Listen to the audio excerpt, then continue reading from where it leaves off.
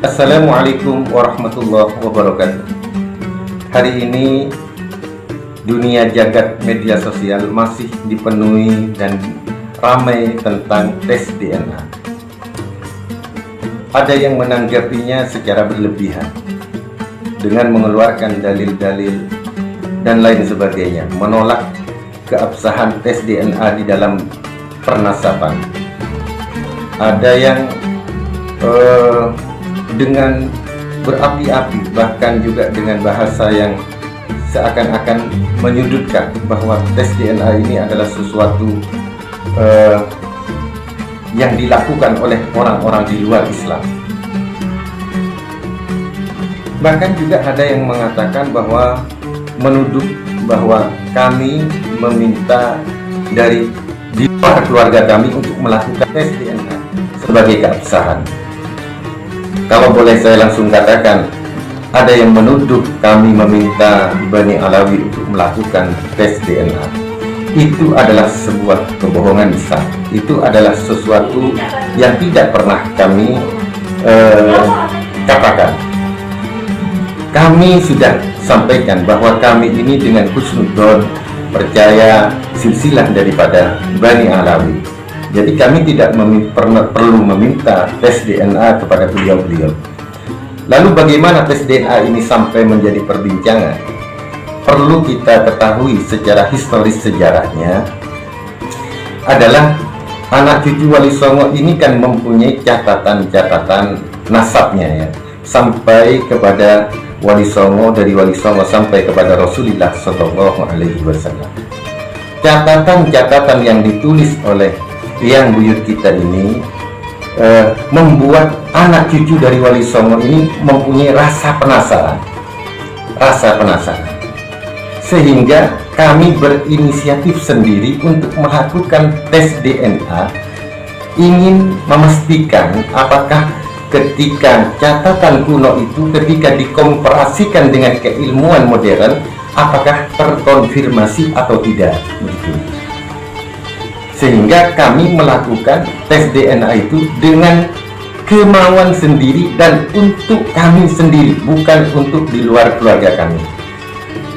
Oleh sebab itu, kemudian ada sebagian yang mempunyai rezeki lebih karena tes DNA ini mahal, melakukan tes DNA.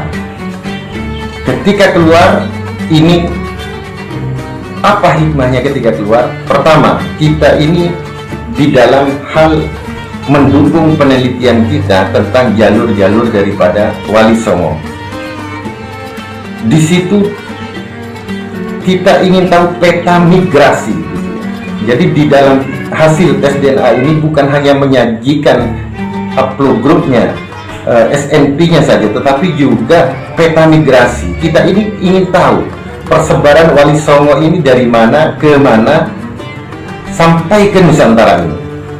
Sehingga dengan mengetahui jalur migrasi ini, kita mengetahui sejarah, begitu ya, mengkomparasikan sejarah-sejarah yang telah ditulis oleh peneliti, dikomparasikan dengan hasil ilmiah, hasil daripada penemuan keilmuan modern.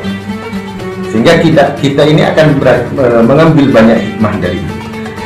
Sekali lagi, tes DNA itu bukan untuk di luar kami, tetapi tes DNA itu untuk kami sendiri. Oleh sebab itu, maka tidak patut untuk disangkal, begitu ya, karena ini adalah kemauan kami sendiri. Yang tes DNA kami, yang membayar kami, ya untuk kami, begitu ya.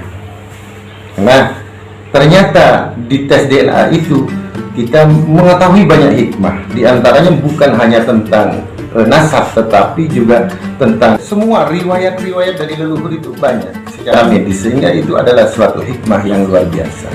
Sehingga dan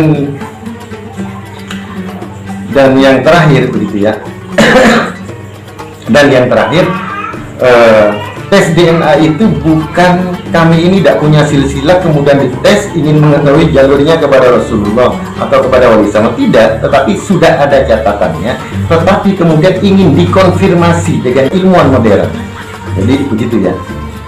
Kalau misalkan kita nggak ada silsilahnya kepada Wali Songo, kemudian kita melakukan tes DNA, misalkan kodenya sama dengan Wali Songo, jalurnya kemana? Kan nggak ada yang tahu juga, gitu ya.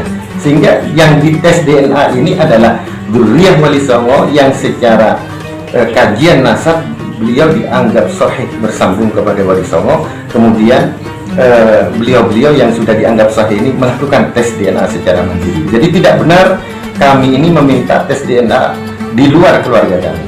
Terima kasih. Assalamualaikum warahmatullahi wabarakatuh.